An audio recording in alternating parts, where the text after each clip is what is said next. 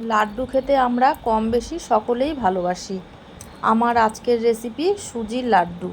যারা মিষ্টি খেতে পছন্দ করেন আমি আশা করব তাদের খুব ভালো লাগবে।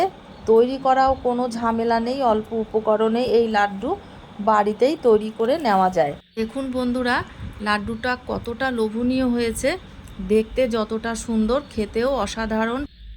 নমস্কার বন্ধুরা, আমার এই ছোট্ট ইউটিউব চ্যানেলে সকলকে স্বাগত জানাই। তাহলে বন্ধুরা চলুন দেখে নেওয়া যাক কিভাবে এই সুজির লাড্ডু তৈরি করতে হয়। কড়াই বসিয়ে দিয়েছি, কড়াই গরম হয়ে গেছে। আর আমি এই বাটির পরিমাণে 1 বাটি সুজি নিয়ে নিয়েছি। আর গ্যাসকে আমি লো ফ্লেমে করে নিয়েছি। আর এই লো ফ্লেমেই সুজিটাকে ভেজে নিতে হবে। আর এই সুজিটা 2 থেকে 3 মিনিট একটু ভেজে নিতে হবে। কালারটা চেঞ্জ হবে না, এরকমই সাদা থাকবে। আর এইভাবে ভেজে নিলে সুজির কাঁচা গন্ধ আসবে না। সুজিটা আমার ভাজা হয়ে গেছে। সুজিকে একটা পাত্রে ঢেলে নিয়েছি। যে বাটির পরিমাণে সুজি নিয়েছিলাম ওই বাটির পরিমাণেই 2 বাটি লিকুইড দুধ দিয়ে দিলাম। এবারে দুধটা হালকা উষ্ণ গরম দিয়েছি। এবার ওই দুধের সঙ্গে সুজি ভালো করে মিশিয়ে নিতে হবে, যেন কোনো দলা বা গুটি না থাকে। যদি মনে হয় দুধের পরিমাণ কম হচ্ছে তাহলে আরও কিছুটা দুধ ওর মধ্যে মিশিয়ে দিতে হবে। নিজেরা বুঝে দুধের পরিমাণটা দিতে হবে। এবার ওই ভালো করে মিশিয়ে নেওয়ার পরে 15 মিনিট রেস্টে রেখে দিয়েছি।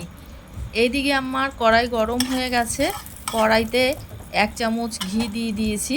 দেওয়ার পরে আমি নিয়ে নিয়েছি কাজু বাদাম, আমন্ড বাদাম, পেস্তা বাদাম ভালো করে ছোট ছোট কুচি করে নিয়েছি।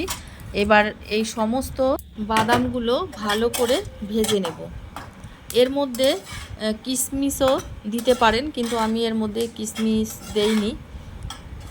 আমার সমস্ত বাদামগুলো ভাজা হয়ে গেছে। একটু লাল করেই ভেজে নেব, হালকা ব্রাউন কালার হবে, তখন এই বাদামগুলো নামিয়ে নেব। এবারে আমি সমস্ত বাদামগুলো নামিয়ে নিয়েছি। ওই কড়ার মধ্যেই দিয়ে দিলাম হাফ মালা নারকেল কোড়া। দেওয়ার পরে এবার ভালো করে একটু সময় ধরে ভেজে নেব। এর মধ্যে কোনো মিষ্টি দেব না, কোনো চিনি বা গুড় কিছুই এর মধ্যে মেশাবো না। এইভাবেই 2 থেকে 3 মিনিট একটু ভালো করে ভেজে নেব। এই নারকেলের মধ্যে যে রসটা থাকে সেই রসটা সম্পূর্ণ টেনে যাবে, সেরকম পর্যায়ে এলে পরে নারকেলটাকে নামিয়ে নিতে হবে। এবার নারকেলটা আমার ভাজা হয়ে গেছে। এবার যে সুজিটা দুধের সঙ্গে ভিজিয়ে রেখেছিলাম সেই সুজিটা ওই কড়ার মধ্যে ঢেলে দিলাম। গ্যাসকে লো ফ্লেমে রাখতে হবে আর অনবরত নাড়াতে থাকতে হবে যাতে তলা লেগে না যায়। এবার আমি এর মধ্যে দিয়ে দিলাম 2 চামচ ঘি।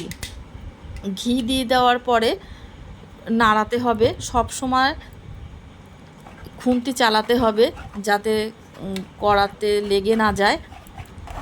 আর গ্যাসকে একদম লোতে রেখে দিতে হবে আর অনবরত নাড়তে থাকতে হবে। আর বন্ধুরা, যে কোনো অনুষ্ঠান, পুজো পার্বণে এই লাড্ডুটা তোমরা তৈরি করতে পারো। খেতে অসাধারণ টেস্টফুল হয়। আর তোমরা অবশ্যই বাড়িতে এই রেসিপিটা করে আমাকে কমেন্ট করে অবশ্যই জানিও কেমন হয়েছে। এবার আমি এর মধ্যে দিয়ে দিলাম স্বাদ অনুযায়ী লবণ। এই মিষ্টির রেসিপিতে অনেকে লবণ দেন না, কিন্তু আমার মনে হয় এই মিষ্টির রেসিপিতেও একটু লবণ দিলে বেশি টেস্টফুল হয়। একটা যে ব্যালেন্স মিষ্টির, সেটা ব্যালেন্সটা ঠিক থাকে। সেই কারণে আমি একটু লবণ দিয়ে দিলাম। আর যদি কারোর মনে হয় যে লবণ দেবেন না, সেটা না দিতেও পারেন। এবার আমি এর মধ্যে দিয়ে দিলাম 1 চামচ ঘি। সুজিটা এখন একদম গাঢ় হয়ে গেছে। এই পর্যায়ে এলে পরে কড়াইতে লেগে যেতে পারে, সেই কারণেই এর মধ্যে দিয়ে দিলাম 1 চামচ ঘি। আর এইভাবেই অনবরত নাড়তে হবে। আর যখন মনে হবে যে একটু লেগে যেতে পারে, ঘিয়ের পরিমাণ কম হচ্ছে, তখন 1 চামচ করে ঘি দিতে হবে আর এরকমভাবে নাড়তে হবে। আর এই লাড্ডুতে ঘিয়ের পরিমাণ একটু বেশিই লাগে। ঘি দিলে পরে লাড্ডুটাও খুব টেস্টফুল হয়। এক কথায় অসাধারণ। সুজিটা দেখো একদম শুকিয়ে এসছে প্রায়। আর সুজিটা একদম ঝুরঝুরে হয়ে যাবে, দানা দানা তৈরি হবে, তখনই সেই পর্যায়ে এলে পরে তখনই সুজিটা ভাজা রেডি হয়ে যাবে। এইবার আরও 1 চামচ ঘি দিলাম, ঘিয়ের পরিমাণটা একটু কম লাগছে। আর ঘিটা দেওয়ার পরে এইভাবে নাড়ালে পরে কড়াতে লেগে যাবে না, আর ঘি মানে সুজিটাও খুব ভালো ভাজা হবে, আর দানা দানা এরকম ঝুরঝুরে তৈরি হবে। বন্ধুরা, আমার এই ভিডিওটি যদি তোমাদের ভালো লাগে বা তোমাদের পছন্দ হয়, তাহলে তোমাদের বন্ধুবান্ধবের কাছে শেয়ার করো, যাতে তারা এই ভিডিওটি দেখে উপকৃত হয়। আর তোমরা অবশ্যই বাড়িতে তৈরি করো, আর কেমন হয়েছে আমাকে অবশ্যই কমেন্ট করে জানিও। আর আমার ভিডিও কেমন লাগছে সেটাও তোমরা কমেন্ট করে আমাকে জানিও। তোমরা কমেন্ট করলে আমার খুব ভালো লাগে। দেখো আমার সুজিটা কতটা ঝুরঝুরে হয়ে গেছে, আমার প্রায় হয়ে গেছে, একদম ঝুরঝুরে দানাদার তৈরি হয়েছে।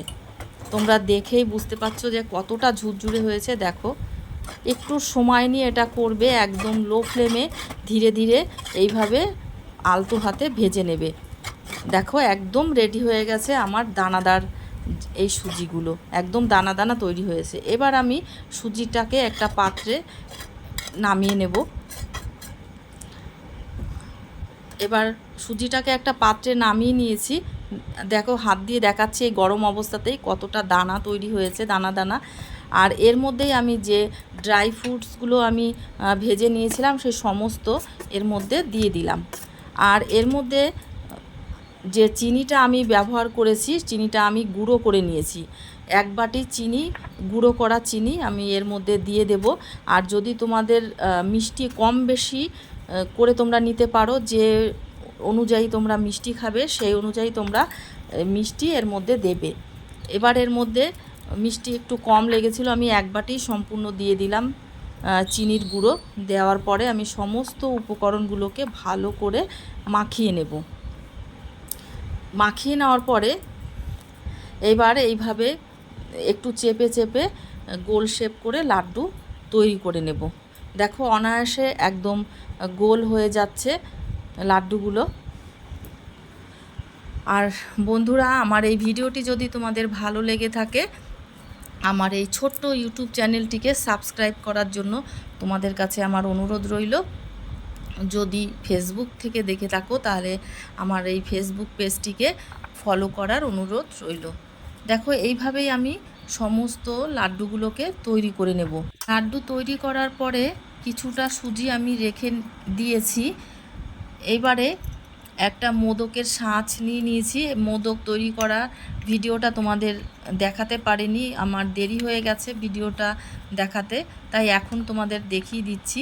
এই মোদকের ছাঁচের ভিতরে এইভাবে এই সুজিগুলো আমি এইভাবে দিয়ে দেব। দিয়ে দেওয়ার পরে দেখো কত সুন্দর মোদক তৈরি হয়ে গেল। তোমরা যে কোনো অনুষ্ঠান, পুজো পার্বণে এইভাবে তৈরি করে নিতে পারো লাড্ডু বা মোদক। আমি যেভাবে এই সুজির লাড্ডু করলাম ঠিক একই পদ্ধতিতে তোমরা মোদক তৈরি করে নিতে পারো। কিছুটা নারকোল আমি ভাজা নারকোল রেখে দিয়েছিলাম ডেকোরেশনের জন্য। এবার কিছুটা নারকোল আমি ওই মোদকের ছাঁচের মধ্যে আগে থেকে দিয়ে দিলাম। দিয়ে দেওয়ার পরে সুজিগুলো এইভাবে চেপে চেপে এর মধ্যে দিয়ে দিলাম। দিয়ে দেওয়ার পরে ছাঁচটাকে আলতো হাতে এইভাবে খুলে নিলাম। দেখো আমার মোদকটা রেডি হয়ে গেছে। উপরে নারকোল দেওয়ার জন্য অন্যরকম হয়েছে দেখতে। আর এইভাবে আমি সমস্ত মোদকগুলো তৈরি করে নেব। যে কোনো অনুষ্ঠানে তোমরা এই লাড্ডু বা মোদক বাড়িতেই খুব সহজেই অল্প উপকরণে তৈরি করে নিতে পারো। কেউ বুঝতেই পারবে না যে এ মোদক বাড়িতে তৈরি, বা লাড্ডু বা এত সুন্দর লাড্ডু বাড়িতেই তৈরি হয়েছে। মানে দেখতেও যেমন সুন্দর, খেতেও অসাধারণ টেস্টফুল, মজাদার। আর এইবারে আমি যে শুকনো নারকোল আমি রেখে দিয়েছিলাম, ভাজা নারকোলটা কিছুটা পরিমাণে, এবার এই আমি যেভাবে দেখাচ্ছি এই রকম প্রসেসে তোমরা ওই লাড্ডু ওই নারকোলের উপরে একটু ঘুরিয়ে ঘুরিয়ে নেবে, আর নারকোলগুলো সমস্ত লাড্ডুর গায়ে লেগে যাবে। আর একটু হাত দিয়ে চেপে দিলে পরে নারকোলগুলো একদম বসে যাবে, নারকোলগুলো ঝরে পড়ে যাবে না, আর দেখতেও লাড্ডুগুলো অসাধারণ লাগবে। এই নারকেলটা দেওয়ার জন্যই লাড্ডুটা একদম অন্যরকম দেখতে হয়েছে, মানে এতটাই লোভনীয় যে ছোট থেকে বড় সকলেরই পছন্দের। আর একবার যে একটা খাবে সে পরেও আর একটা লাড্ডু খেতে চাইবে, মানে এতটাই সুন্দর। দেখো মোদকটা কত সুন্দর হয়েছে, দেখতে যতটা সুন্দর খেতেও দুর্দান্ত মজাদার। আর লাড্ডুটাও দেখো কত সুন্দর হয়েছে নারকেলটা দেওয়ার জন্য, এতটাই সফট হয়েছে যে মুখে দেওয়ার সঙ্গে সঙ্গে মিলিয়ে যাবে। আর বন্ধুরা অবশ্যই তোমরা আমাকে কমেন্ট করে জানিও তোমাদের এই ভিডিওটি কেমন লাগলো। তাহলে এ পর্যন্তই, নেক্সট ভিডিওতে আবার দেখা হবে। তোমরা খুব ভালো থেকো, সুস্থ থেকো, আর আমাকে কমেন্ট করতে ভুলো না তোমাদের এই ভিডিও কেমন লাগলো।